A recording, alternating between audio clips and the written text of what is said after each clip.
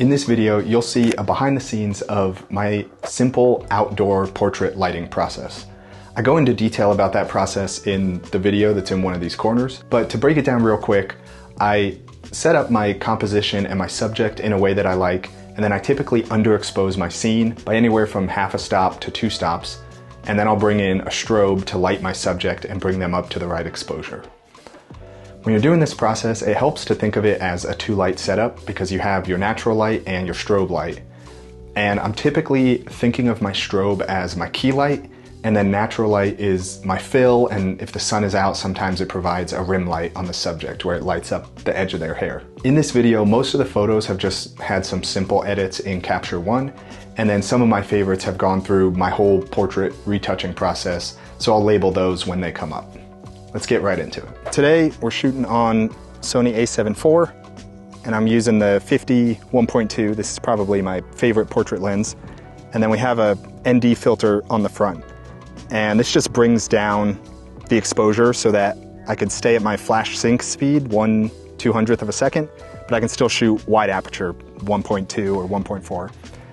And then we also have the 70-200 that we might use, but we're probably gonna start with the 50. We may just shoot the 50 the whole time.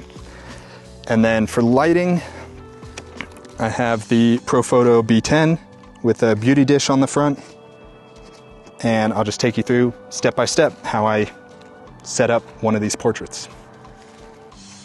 So these first ones are no light, and I'm just kind of trying to figure out what I want the background to look like. These first exposures, you can see that I don't have any flash in them. This is just to get my ambient exposure set, and we're at about 1/200th of a second, the max sync speed for my camera, and f1.2 on the lens.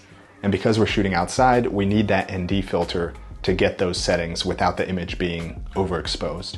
So we have an ND of about 4 or 5 stops on the front of the lens. Throughout this initial testing process, getting the ambient exposure and then bringing in the light and getting the light balanced well, I keep reminding my subject that these are just test images. Don't worry about posing or anything like that. Just let me get my settings all dialed in. And then once the image is in a place that I like, I can start giving them some posing tips. Rachel was pretty natural in front of the camera. She just didn't know what to do with her hands. This thing, I don't know what to do with my hands. That is a very common problem. So I'm gonna have you turn your shoulders just a little bit that way.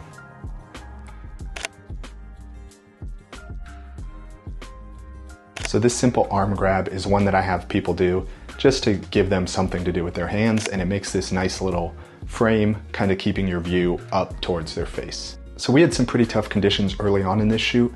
We had fast moving clouds, and so the exposure kept changing from full sun to cloudy. One thing to remember when you're shooting like this is that your ND filter, ISO, shutter speed, and aperture all affect your ambient light, but your strobe isn't affected by your shutter speed. So if you get your settings all set up in the sun, if a cloud moves in front, you can open up your shutter speed to let in more ambient light and quickly adjust for those changes in ambient exposure.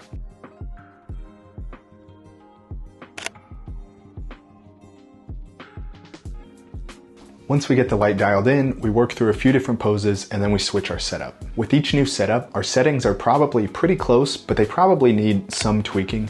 So I just remind Rachel, hey, every new setup, we're gonna have to do a few test images of just ambient and then bring in the flash, and then I'll give you some posing ideas.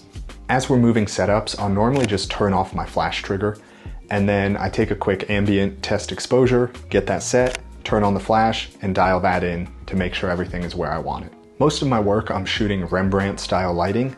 That's the kind of light you see in these images. But sometimes I like to use what's called butterfly lighting, where the flash is more directly overhead, kind of right in here. And you get this little shadow under the nose, and that's what we were doing for these images. It's a look that's pretty commonly used in fashion photography, but I think it looks pretty good outdoors. It's a little bit of contrast between an outdoorsy scene and sort of fashion work. I think they go well together.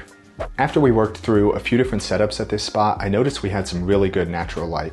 There was light hitting the mountains in the background, and the sun had gone behind some thinner wispy clouds, so we got a nice soft diffused light that still had some direction to it. And Rachel really liked these red boots that she brought, so I wanted to do some quick wider photos where a strobe and a light stand would get in the way, and since we had the good natural light, I just ditched the strobe and we shot some on this ridge. And that's something to remember when you're out on these shoots. It's easy to get caught up focused on your settings and your light and making sure your light's good.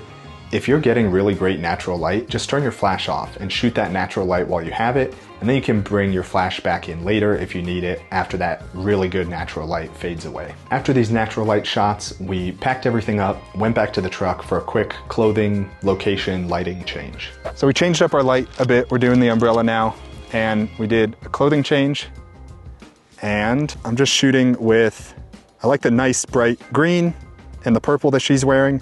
Then we're gonna get a little bit of these mountains in the background. And the light has changed quite a bit. We got some clouds now, so we're gonna kind of have to go through our settings again. We're gonna get just this baseline exposure without the light, and then we'll turn the light on and bring that in and balance it with the ambient light that we have. So we still have the ND filter on the front because we're shooting at 1.2. And we're probably gonna bring our ISO up to like 200, something like that. This is very difficult.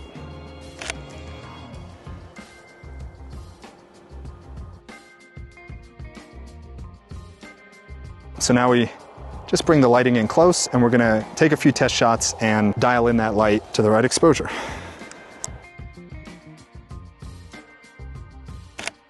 This first frame with the flash, I noticed that my flash is too bright and it's too front centered. There's no shadows on Rachel's face, and so there's no shape to her face. So I pushed my flash off to the side a little bit more, and I brought the power level down.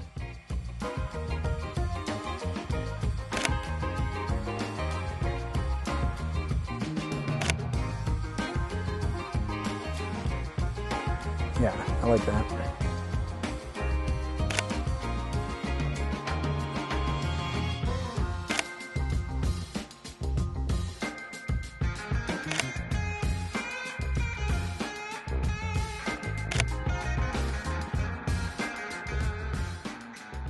Like that.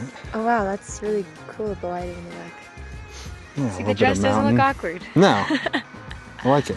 We worked through a couple more setups in this spot, and then it started to get kind of cold, and so we packed it up and called it a wrap.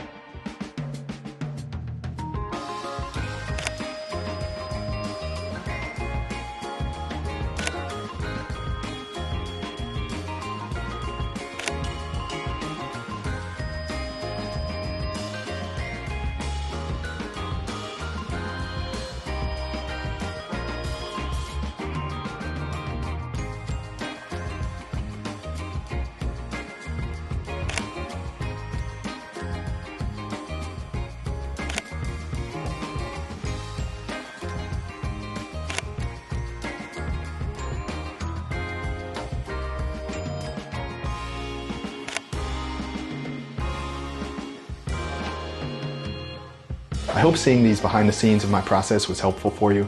If you have any questions, leave them in the comments below. I'll catch you in the next video. Thanks.